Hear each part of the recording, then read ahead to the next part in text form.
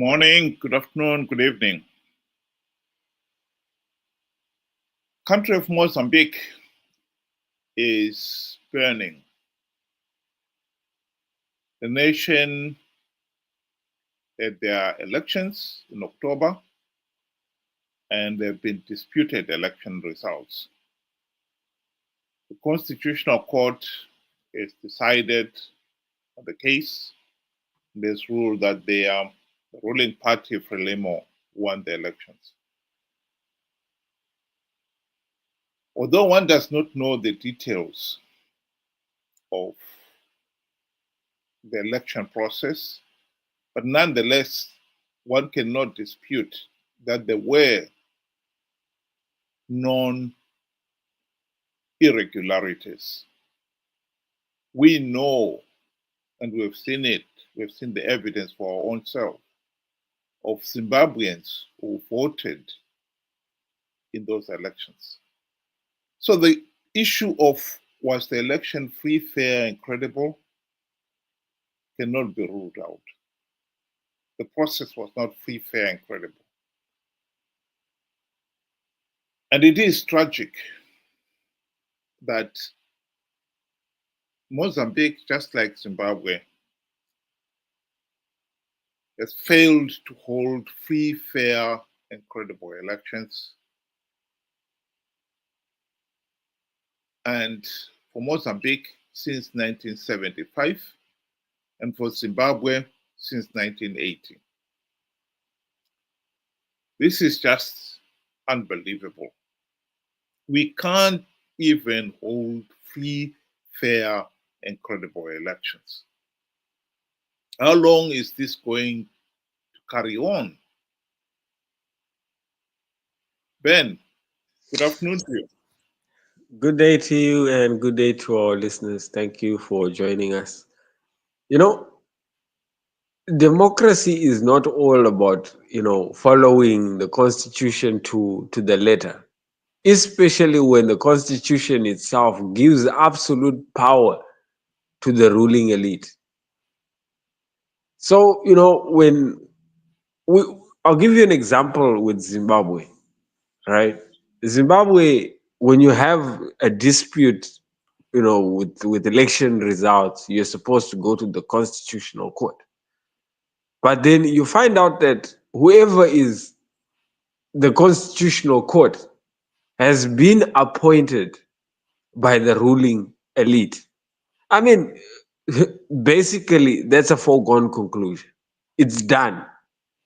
If you and me, we are friends, and I'm supposed to judge, your actions, it's pretty much obvious I will have your back.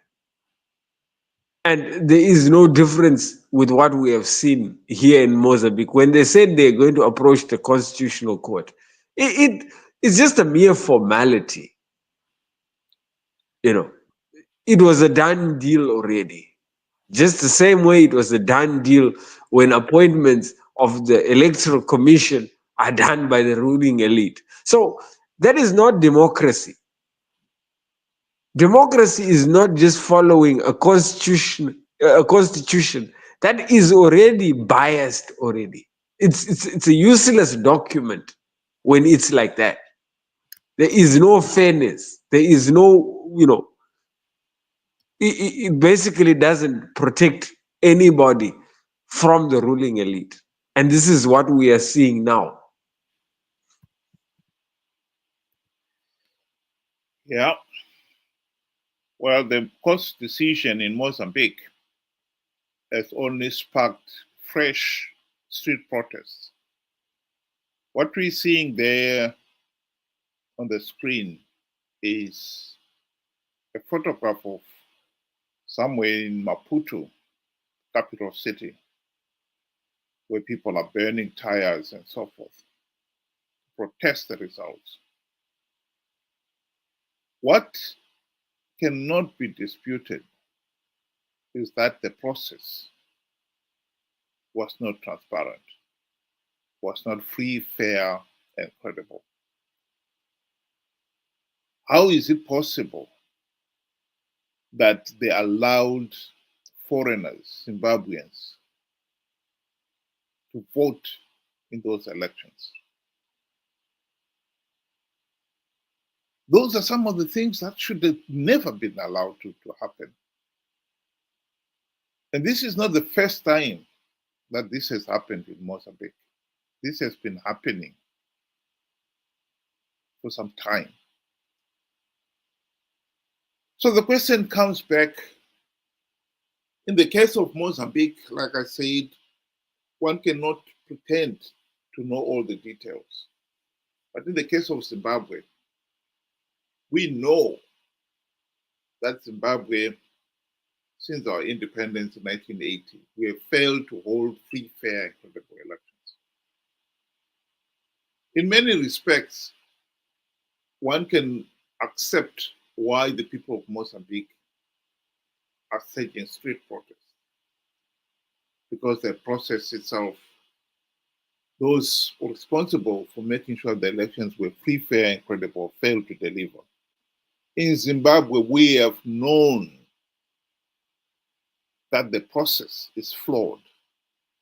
We had the golden opportunity to implement the democratic reforms to make sure that the elections are free, fair, and credible, and we wasted it. And ever since the GNU of 2008 to 2013, we have participated in flawed elections, knowing fully well that the process is flawed. This is one of the things that makes Zimbabwe's situation completely unique. Why are we participating in flawed elections, knowing fully well that the process is flawed, knowing fully well that by participating, we're giving legitimacy to Zanu PF? This is a fundamental question that people of Zimbabwe must address. Yes, some people have been commenting on social media that yes, the people of Mozambique are protesting. Zimbabweans have not been protesting when these flawed results come out. I think they're missing the point completely. The point is, why would you participate in a flawed elections, knowing that it is flawed? Knowing that by participating, you are giving Zanu PF legitimacy. And then when the results come out and it's confirmed that indeed the elections were rigged, you advocate that people should go on the street. To do what? To protest that the elections were flawed? When you participated knowing fully well that the process is flawed? This is the big question that the people of Zimbabwe have failed to address and are failing to address. If I may say, when you say knowing fully well, I 100% agree with you that Zimbabweans have been participating in rigged elections, knowing that Zanu PF will do its shenanigans and Zanu PF will win. But the fact is, we must not forget that Zimbabweans have listened to the opposition, particularly Nelson Chamisa and company, that they can and they are able to win rigged elections, which is something that is, complete nonsense. It is impossible. And I think, 24 years serves as a good example to say, whatever you are doing is ridiculous. A madman is the one that continues to do the same thing over and over again and expect different results or different outcomes. So our problem has become unique in the sense that we have become foolish enough to continue doing the same thing. And going to go and protest on something that you already knew is also just as equally as foolish. Why go in the first place? That is the question that we have to ask ourselves. We know Zanu PF will rig elections. We know the outcome. Zek will say Zanu PF has won. Even if you go to the Concord, you know that the Concord will uphold those. So why did you go there in the first place? And one thing you must also realize is that there is a record where Nelson Chamisa has said, before the 2023 election, that without reforms, we are not going to go into elections. No reforms, no elections. And unfortunately, greed, and I will say it again, greed for the parliamentary seats, for the money that comes out from participation has led them to, push that agenda aside. The important agenda, which is the mandate of their, original MDC, Movement for Democratic Change. They have put it aside because of greed. And every time they participate, knowing fully well. So this just shows we are the ones that are being taken for a fool. We are being used to push, you know, what others want. And the good thing about, and the sad thing, it's good and it's sad at the same time, that politicians in Zimbabwe have realized that all we just have to do is to tell what the people want to hear. So if they tell you we are going to win big, the cabinet has already been drawn up in heaven, we will sing and be joyful. But there is something called reality. And this is reality. Zanu PF in office. And now Zanu PF has spread through Southern Africa, messing around with other people's elections as well. So the rot is spreading. Well, I can't dispute that. That is the reality that we have got to deal with. And in Zimbabwe, we really have had the opportunities that we cannot compare ourselves with Mozambique. We had the opportunity to implement reforms and we wasted it. We have been participating in flawed elections knowing fully well that they are flawed because we believed an idiotic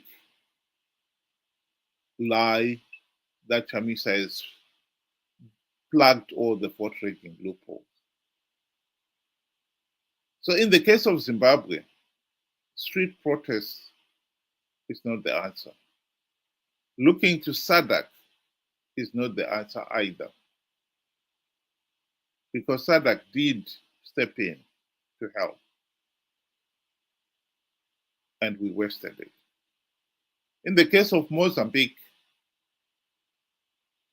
my closing remark would be I hope that SADC step in and help that country move out of this mess. This result announcing that Frelimo has won could have been avoided. Elections in Mozambique, there is sufficient evidence to show that the process was not flawed, was not free, fair, and credible. Whichever way Mozambique goes, one can only hope that SADC or the AU can help them get out of this vicious cycle of flawed elections. This should not be repeated again. And I'm disappointed actually that SADC had not stepped in to try to save Mozambique. Ben, you can give your closing remarks. In closing, I would say, I mean, when democracy has failed, this is what happens. What we are seeing in Mozambique, the destruction, you know, of property and the violence, and basically we can say, daily daily livelihood has since stopped, you know, this is the result. And it becomes very difficult to start finding your way back into normal livelihood when you have taken this path. I firmly believe, you know, violence and demonstrations and so forth are the last resort when everything has failed. And you were talking about SADC. SADC, I must say also, you know, it's a disappointment, but let's face the truth. SADC currently is Zimbabwe. SADC is being chaired by Zimbabwe. And Zimbabwe has been fingered in the process, you know, to have a hand in this, you know, whole process of rigged elections in Mozambique. So I cannot be surprised to see SADC, you know, quiet about the whole thing, lest it blows up in their face, you know. So the next step would be crucial for Mozambique, and I hope that, you know, peace and normalcy will be brought back at some point. How, I'm not sure. Thank you. Well, just a quick reminder to the listeners there that as much as President Emerson Mnangagwa is the chairman of SADC, he is not SADC. The rest of the SADC community should have demanded that SADC stepped in and helped Mozambique get out of this mess. Even now, with this, even if the violence, the street protests in Mozambique should die down, the SADC region must accept that this is not the solution for Mozambique. What is required there is a really lasting solution. The country should be able to hold free, fair, and credible elections and stop this vicious cycle of rigged elections. SADC could help with that. In the case of Mozambique, they can help. In the case of Zimbabwe, like I said, I don't think SADC could do anything else because they did help. They did help force Zanu PF to accept the GNU of 2008 to 2013. We failed to implement even one token reform. It is for the Zimbabwean people ourselves to start looking at this problem. Come 2028, we are not going to have participate in another flawed election and then turn around and say, oh, the elections were rigged. Why did we participate? Why are we the ones insisting in participating? And then we want to have street protests. Street protests are not meant to be a substitute for free, fair, and credible elections, are not a substitute for implementing the democratic reforms. Thank you very much, Ben. And for the listeners, thank you very much for joining us today. Join us again tomorrow, 6 o'clock UK time, 8 o'clock Zimbabwean time. Good night. Thank you. Good night.